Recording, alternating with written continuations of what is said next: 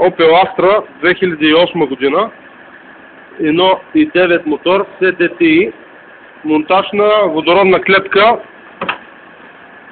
тип генератор. Сега ще ви демонстрирам ето къде е монтирана клетката, в десния ъгъл на багажното отделение и работи перфектно.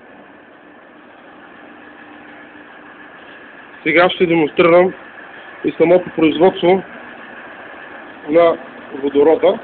Колко литра водород произвежда водород.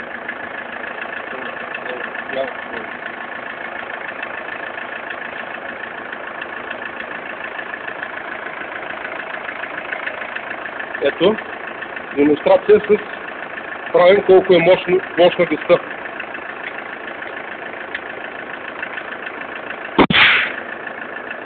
Ето вижте, разцепи самата чаша. Пръска чашата, разпръска.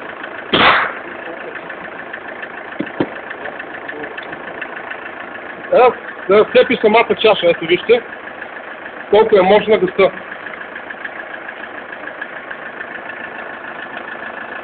Благодаря, колега, за